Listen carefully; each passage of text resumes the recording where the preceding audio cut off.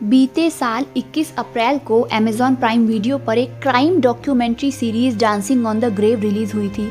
इस सीरीज को Patrick Graham ने लिखा और इसका निर्देशन भी उन्होंने ही किया। डांसिंग ऑन द ग्रेव में 4 बच्चों की मां रही शकीरा खलीली के अचानक गायब हो जाने की असल कहानी को दिखाया गया है। आज हम आपको उन्हीं के बारे में बता रहे हैं। शकीरा राजसी परिवार से आने वाली एक अरबपति महिला थी जो कंस्ट्रक्शन का बिजनेस करती थी। 1965 में 18 की उम्र में शकीरा ने मद्रास से अपनी मां की सगी बहन शाहताज बेगम के बेटे अकबर मिर्जा खलीली से लव मैरिज की। वो एक जाने माने टेनिस खिलाड़ी थे। अकबर IFS अफसर भी थे। 1954 में अकबर भारतीय विदेश सेवा में शामिल हो गए। उन्होंने दिल्ली, बगदाद, कोलंबो, पेरिस और अम्मान में कई अलग अलग पदों पर काम किया।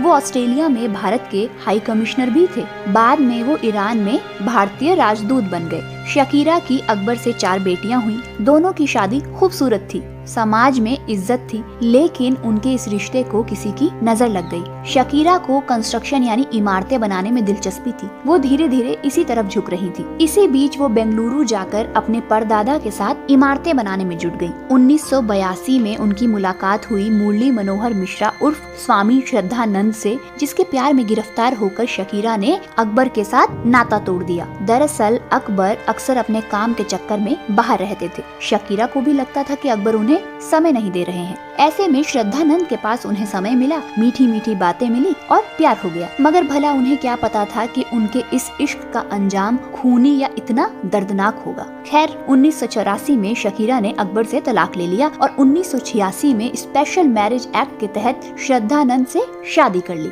उनकी बेटियों को इससे काफी झटका लगा। उन्होंने अपने पिता का साथ दिया। शकीरा की माँ भी इस शादी से नाखुश और खफा थी। शादी के 4-5 साल तक सब कुछ ठीक रहा। शकीरा की दौलत पर श्रद्धानंद ऐशो आराम की जिंदगी बिताने लगा। 4 बेटियों में से 3 बेटियां माँ से अलग हो गई, लेकिन बड़ी बेटी सबा माँ से दूर नहीं रह पाई। वो बीच बीच में अपनी माँ से मिलने आती जाती रहती थी। अचानक एक दिन शकीरा गायब हो गई।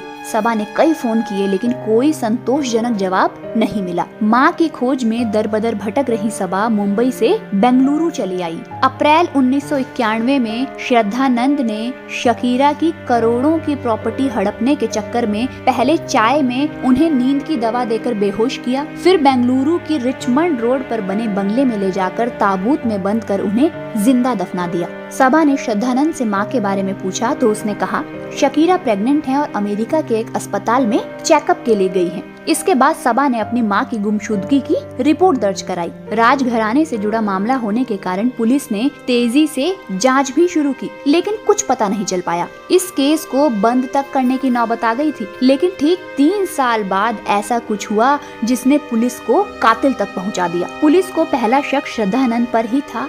उससे पूछताछ भी की गई थी, लेकिन उसके राजसी ठाट बाट और रसूख के कारण पुलिस उसके साथ सख्ती नहीं बरत पा रही थी। 29 अप्रैल 1994 की रात बेंगलुरु क्राइम ब्रांच का कांस्टेबल शराब के ठेके पर बैठा था। तभी नशे में धुत श्रद्धानंद का नौकर कांस्टेबल के सामने डींगे हाँकने लगा। कहने लगा कि जिस शकीरा को पुलिस ढूंढ रही है वो तो जिंदा ही नहीं है। इसके बाद श्रद्धानंद को पुलिस ने हिरासत में लिया। उसने पत्नी की हत्या करने की वजह बताई। श्रद्धानंद ने बताया कि उसने शकीरा से उसकी 600 करोड़ रुपए की दौलत के लिए प्यार और शादी की थी। दौलत उसे मिलने भी वाली थी, लेकिन शकीरा के एक फैसले ने उसके सपनों को तोड़ दिया। दरअसल शकीरा ने अपनी सारी दौलत अपनी 4 बेटियों को देने का फैसला किया था। उनके इस फैसले के बाद ही श्रद्धानंद ने शकीरा की हत्या की योजना बनाई थी। श्रद्धानंद को मौत की सजा सुनाई गई, जिसे सुप्रीम कोर्ट ने 2008 में आजीवन कारावास में बदल दिया। श्रद्धानंद जेल में सजा काट रहा है। कानून के इतिहास में पहली बार ऐसा हुआ कि किसी की लाश को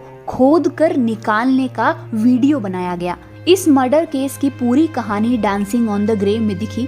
इसका नाम भी इसी मामले से जुड़ी एक घटना से प्रेरित है। दरअसल शकीरा को जमीन में जिंदा गाड़ने के बाद श्रद्धानंद ने उसी घर में उसी की कब्र पर पार्टी की थी। वो 3 साल तक वहाँ नाच गाना करता रहा था। शकीरा खलीली के अचानक लापता होने और खौफनाक हत्या की ये कहानी वाकई आपका दिल दहला देगी। क्या आपने डांसिंग ऑन द ग्रेव देखी है? बताइएगा हमें कमेंट करके। धन्यवाद।